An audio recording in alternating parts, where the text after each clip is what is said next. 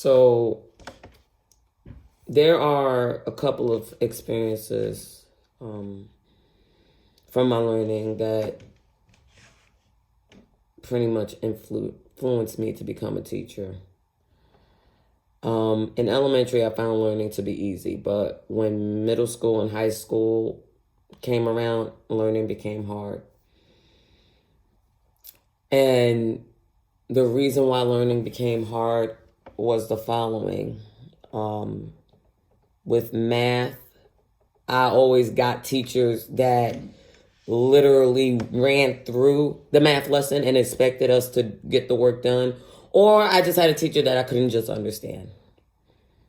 Which is why in my 12th grade year, I had to take geometry again. Because we had a teacher that refused to go back over what she went over. And on top of that, we told her plenty of times, can you slow down? We can't catch up.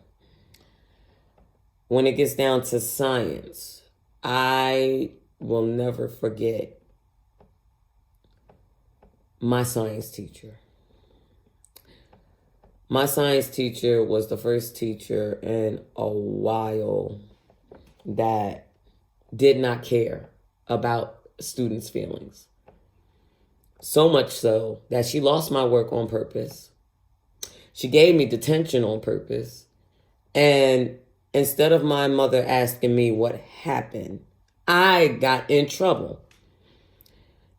And this is why I lean towards more so history. Because my history teacher in middle school was the first person that stood up for me and said, she does the work. Her work is right here.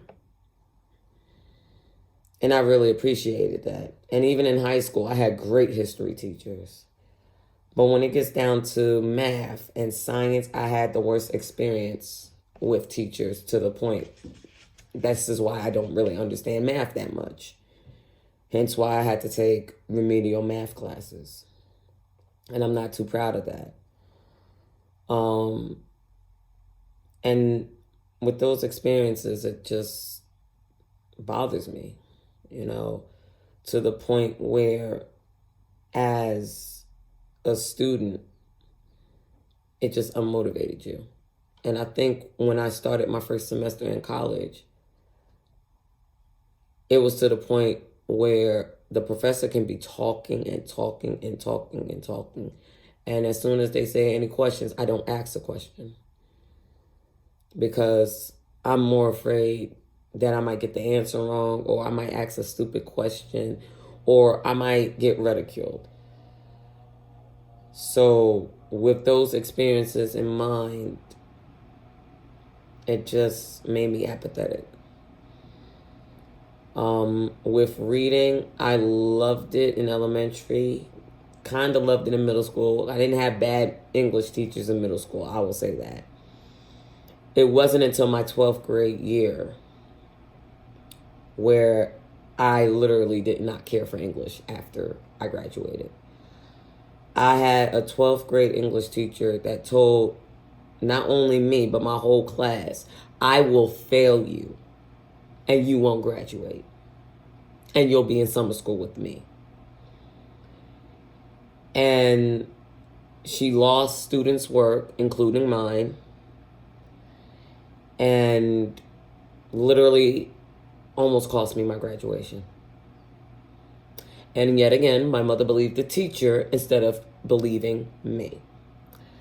So with these experiences, I finished my undergrad in 2017 with my sister. My sister went to a different college, but I finished in the same year when I should have been done in 2013. And the only reason why I say I should have been done in 2013 was my undergrad years, I transferred different schools because each professor or the school's curriculum did not help me at all. It wasn't until I went to Grand Canyon University, which is in Phoenix, but I did online, that I finally got my degree. Because they had professors that cared. They had professors that asked what's going on. And I really appreciated that. And then after I graduated, I went on ahead and went to my dream school, Wilmington, and they had excellent professors that cared. And during the time that I was in school, I did start working as a paraprofessional in the same school district that failed me. And that was in 2015. So that was roughly before I finished my undergrad.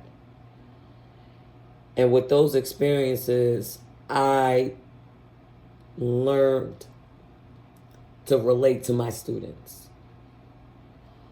And I also tell them that you're going to have teachers that you're not going to like. You're going to have teachers that you're not going to agree with, but just get your work done.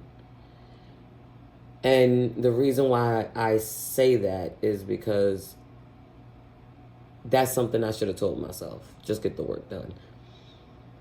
And I did.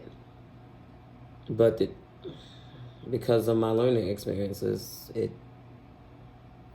no one really cared, to be honest.